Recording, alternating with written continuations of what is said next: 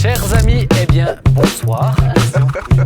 Toujours bien aussi d'échanger comme ça, c'est édifiant pour nous. On va commencer avec un premier sujet, c'est une question que je me suis posée et je vous la soumets. C'est si nous gérons l'argent de Dieu, avons-nous le droit de se faire plaisir avec ? Puisque on dit que c'est Dieu qui nous donne de quoi manger, de quoi nous vêtir, autrement dit chez nous de l'argent aussi. Est-ce qu'on a le droit de se faire plaisir avec ? Est-ce que les gens ont le droit d'acheter des choses, d'acheter une télévision, partir en vacances à Hawaï Voilà, petite question. Le contraire, ça serait d'acheter que des choses désagréables. C'est ça. On n'a pas le droit de se faire plaisir. Si tu dois t'habiller, ne rien acheter. Je vois difficilement. Je voudrais bien m'habiller avec des peaux de bête comme Adam et Ève, mais Mais au-delà de l'utile, ce que je veux Ah dire, oui. c'est au-delà de l'indispensable. C'est pas indispensable que tu aies une télévision chez toi. Est-ce que tu as le droit d'acheter une télévision ?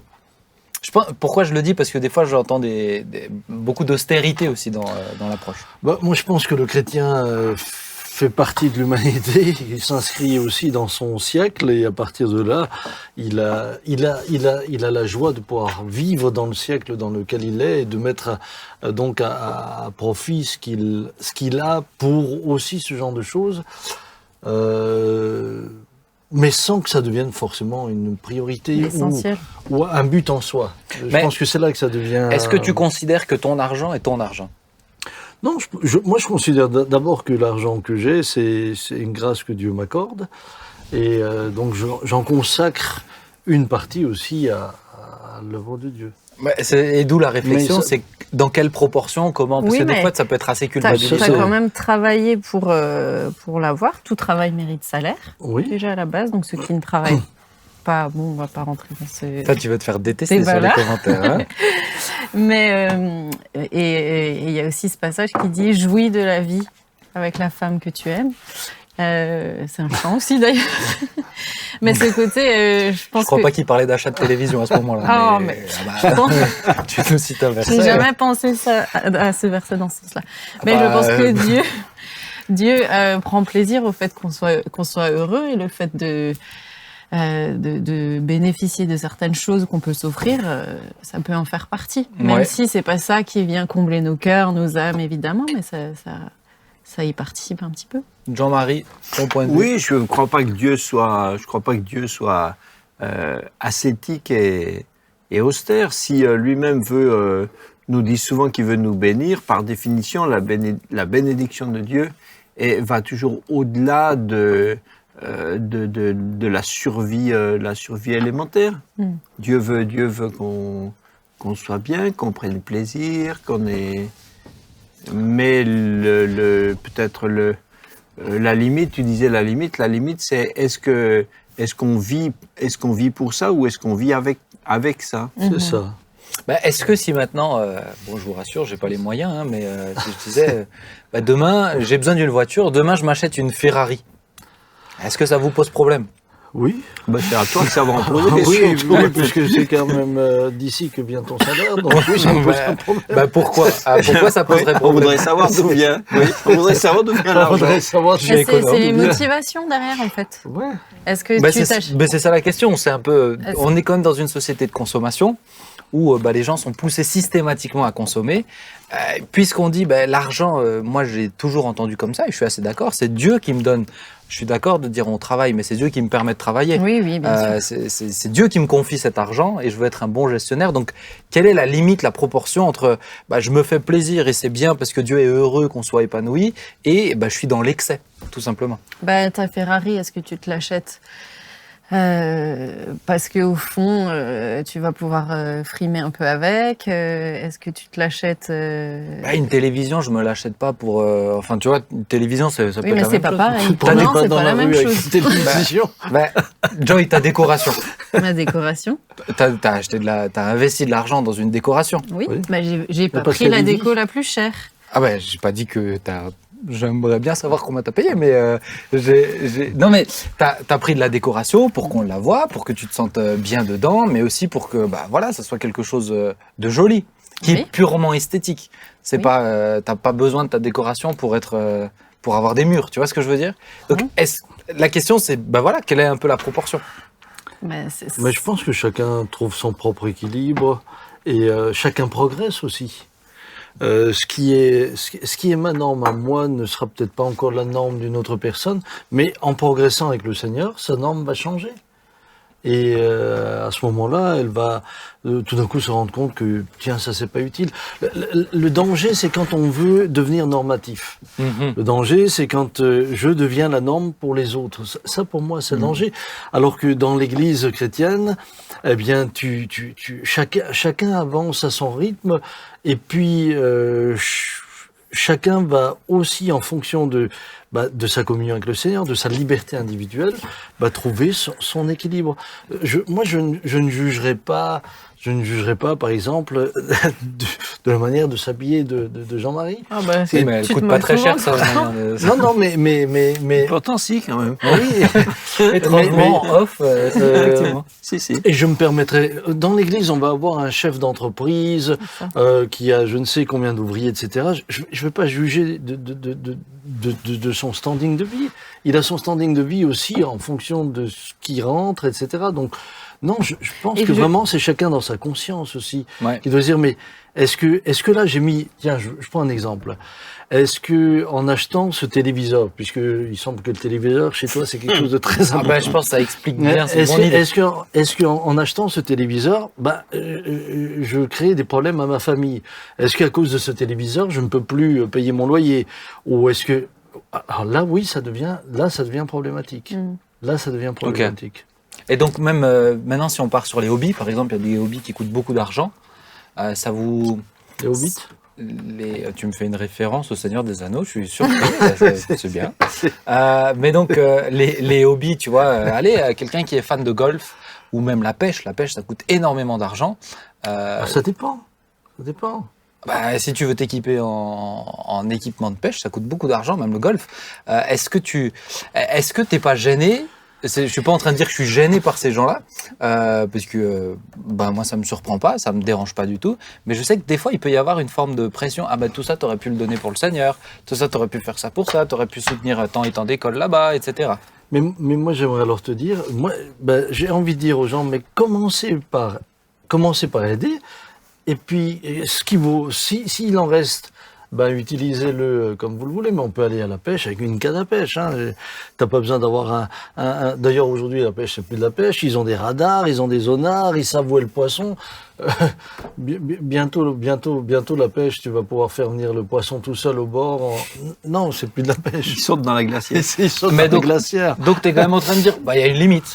C'est-à-dire, effectivement, ton radar, t'en as pas besoin, prends ta canne à pêche. Tu vois ce que je veux dire? On sait très bien que les hobbies, tu peux dépenser des 100 et des 1000. Oui. Mais il y a quand même une limite. Mais encore une fois, moi je crois qu'il y a quand même notre conscience qui doit nous parler. Et la limite. Mais il y a quand même des. Pour moi, c'est plutôt quelle valeur fondamentale on a. Si quelqu'un vit à fond pour quelque chose, c'est dans ça qu'il investit. Si quelqu'un est ultra passionné par quelque chose, c'est là qu'il met son énergie, son argent, son temps, etc. Si quelqu'un est vraiment passionné pour le royaume de Dieu, c'est d'abord le royaume de Dieu qui l'intéresse. Donc, Paul, qui était passionné par l'apôtre, par le royaume de Dieu, il dit, si nous avons la nourriture et le vêtement, cela nous suffira. Lui, on sent que des hobbies, il n'y en avait pas beaucoup, tu vois. Je ne pense pas qu'il allait souvent au golf. Et donc, lui, il était à fond. Ce qui ne veut pas dire que c'est ça, que tout le monde doit vivre comme lui. Mais en tout cas, ça peut poser question, ça peut amener les gens à se poser la question. Je pense que lui, il réduit la dépense jusqu'au célibat. Oui. Ah oui, il a une vision très un homme tranquille. C'est bizarre de parler de dépenses quand tu parles de mariage. Ça coûte cher. Quelque part. Non, enfin bref. Mais en tout cas, il dit, mais il dit aussi, sois sobre en toutes choses. Donc, moi, j'ai quand même, sans être austère, j'ai quand même de la peine à imaginer qu'un chrétien investisse des fortunes dans quelque chose qui est pour lui, qui est que du divertissement. Sauf que la limite, elle sera toujours difficile à trouver. Si mes petits divertissements très sobres à moi, évidemment, si je les compare à ceux de quelqu'un qui vit en Afrique subsaharienne quelque part avec 50 euros par an, trop. alors pour lui, je suis déjà dans le luxe. Ouais. Ah oui. Donc c'est difficile. Mais quand même, si on regarde Jésus lui-même aussi, qui est notre modèle, on le trouve pas très impliqué non plus dans Dans le golf. dans le divertissement, etc. Je pense que la notion de divertissement à l'époque était totalement différente. Je pense pas qu'on puisse le comparer non plus. Aujourd'hui, on est devenu une société de divertissement. C'est ça. Je pense que la règle de base, c'est quand même la piété et le contentement. Savoir être heureux avec ce qu'on a. Mais dans ce qu'on a, moi, je vous donne un exemple. J'ai une moto. Est-ce que c'est absolument nécessaire que j'ai une moto? Non. Non, j'ai acheté une moto d'occasion, mais ce que je peux dire, c'est que dans le ministère et dans tout ce que je fais, quand je fais de temps en temps un tour en moto, ça contribue à me vider un peu la tête et à me détendre et à Quand tu fais pas un accident avec, quoi. Si je fais pas un accident avec, mais parce que trouver l'équilibre quand tu tombes dedans. Mais je dois dire que ça fait partie de ce qui me détend. Ça me détend. Maintenant, sincèrement, je vais pas mettre des 100 et des 1000. Et si je devais voir que j'ai une priorité et que j'ai besoin de cet argent pour tu peux t'en séparer. Je m'en sépare. En fait, c'est ça, c'est l'attachement aussi après que tu as aux choses. Voilà. Et je pense qu'il y a des saisons de vie où peut-être déjà le salaire évolue aussi. Et que si une fois on peut se permettre de se faire plaisir un petit peu plus, je pense pas que devant Dieu ce soit un péché à partir du moment où ça met pas à mal ta famille et où ta priorité dans ton cœur et même dans tes engagements, ça reste le royaume de Dieu. Mais moi je vois, il y a des personnes riches qui peuvent être riches, mais qui sont généreuses. Ce que je veux dire, ils peuvent s'acheter des choses pour eux-mêmes, mais en même temps être très généreux pour les autres et puis pour le royaume de Dieu aussi. Et je pense que le fait qu'ils se fassent plaisir à côté, c'est pas nécessairement un problème. Oui, puisque Dieu nous dit aussi il y a un temps pour tout, etc. Quand moi je considère le repos, je vois pas juste là comme du sommeil. C'est aussi un moment où tu te... C'est la détente. C'est la détente. Mais aujourd'hui, il y a beaucoup de gens autour de nous, dans la société en tout cas française, où le divertissement est tellement devenu la valeur numéro 1. Oui. On vit pour le divertissement. Le reste est seulement nécessaire. Le travail est seulement nécessaire pour le divertissement. Donc, on peut pas dire que les gens se détendent parce que c'est là qu'ils sont réellement tendus. Et ils vont... J'allais dire presque qu'ils vont au travail pour se détendre. Mais si tous ceux qui se détendent, enfin, je ne veux pas dire que le travail est toujours facile. Il y a des tas de gens qui ont des boulots très très difficiles. Mais on a changé d'orientation. Ouais. Et beaucoup de gens qui disent mais c'est pour me détendre, ils se détendent tellement souvent, je ne sais pas quand ils trouvent le temps de se tendre.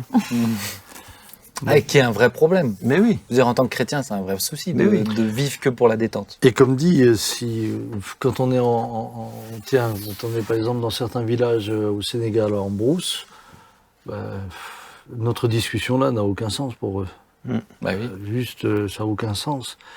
Pour eux, c'est qu'est-ce qu'on va, c'est quand le prochain repas et de quoi sera-t-il fait? Et de quoi sera-t-il fait? Donc c'est sûr que chacun va vivre ce que tu dis dans le contexte qui est le sien, et ensuite doit pouvoir toujours en rendre compte devant Dieu. Moi je crois que c'est ça. Moi je me pose toujours la question, Seigneur, est-ce que je peux rendre compte de toi? Je